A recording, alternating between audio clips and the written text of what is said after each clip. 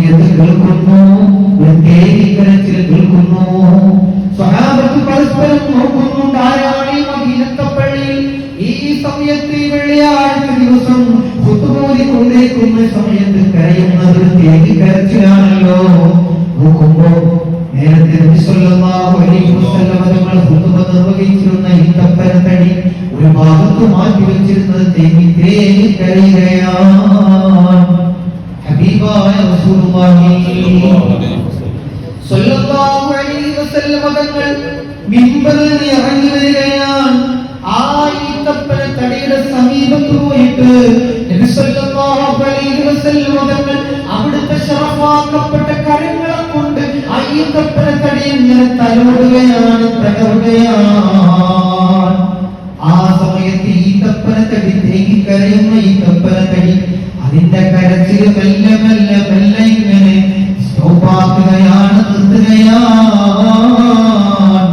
കാരണം തന്റെ ശരീരത്തിൽ തടവുന്നത് മുന്നിനെ ഹബീബായ റസൂലുള്ളാഹി സല്ലല്ലാഹു അലൈഹി വസല്ലം തങ്ങളെ സ്പർശനം കിട്ടുമ്പോൾ കരയുന്ന ഈത്തപ്പനത്തടി മെല്ലെ മെല്ലെ കരച്ചിൽ നിർത്തുകയാണ്.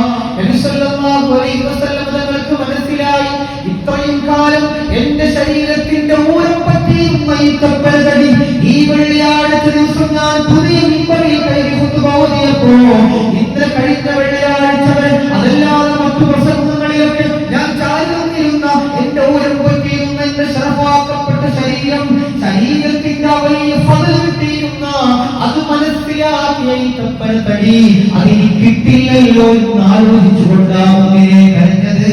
ഇത് കിട്ടിയല്ലോ എന്ന് ആലോചിച്ചുകൊണ്ടാ സങ്കടപ്പെട്ടത്. ഇവരങ്ങൾ കടവിട്ട് പറയുന്നു, 2 ഓഫർ ഞാൻ നിനക്ക് തരാം. ഈത്തപ്പന കുട്ടിയോട് പറയാണ്, 2 ഓഫർ ഞാൻ നിനക്ക് തരാം.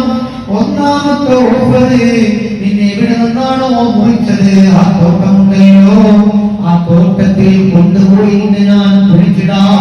അവിടെ വീണ്ടും നിനക്ക് വളരാം, വീണ്ടും നിനക്ക് വലിയ വൃക്ഷമായി മാറി അതിൽ നിനക്ക് ഒരുപാട് ഈത്തപ്പഴങ്ങൾ ഉണ്ടായി അത് ജനങ്ങൾക്ക് പൊഴിച്ചു കൊടുക്കുന്ന ഈത്തപ്പഴമരമായി പഴയ തോട്ടത്തിൽ കൊണ്ടുപോകണോ? ഒന്നാമത്തെ ഓഫറാണെങ്കിൽ. രണ്ടാമത്തെ ഓഫർ ഹബീബായ റസൂലുള്ളാഹി സ്വല്ലല്ലാഹു അലൈഹി വസല്ലം തങ്ങൾ പറയുന്നു, നിന്നെ ഞാൻ സ്വർഗ്ഗത്തിൽ നടണോ? അങ്ങനെ നിന്നെ ഞാൻ സ്വർഗ്ഗത്തിൽ കൊണ്ടുപോയി നടാം. സ്വർഗ്ഗത്തിൽ നിനക്ക് വളർന്നു വലുതായി അല്ലാഹുവിന്റെ ഔലിയാക്കന്മാര് വരുമ്പോ, അല്ലാഹുവിന്റെ സ്വാലിഹീങ്ങൾ സജ്ജനങ്ങൾ ആ സ്വർഗ്ഗത്തിൽ വസിക്കുമ്പോ അവർക്ക് നിനക്ക് ഒരുപാട് ഈത്തപ്പഴങ്ങൾ പൊഴിച്ചു നൽകാമെന്ന് ആ മരത്തടിയോട് പറയുമ്പോ മരത്തടി പറയുന്നു, ഹബീബേ സ്വർഗ്ഗത്തിൽ എന്നെ നട്ടാൽ മതി, എന്നെ സ്വർഗ്ഗത്തിൽ നട്ടാൽ മതി. രണ്ടാമത്തെ ഓഫർ ആ മരത്തടി സ്വീകരിച്ച് കരച്ചിൽ നിർത്തിയെന്ന് ബഹുമാനപ്പെട്ട മുഹദ്ദിസീങ്ങൾ അവരുടെ കിതാബിൽ രേഖപ്പെടുത്തുകയാണ്.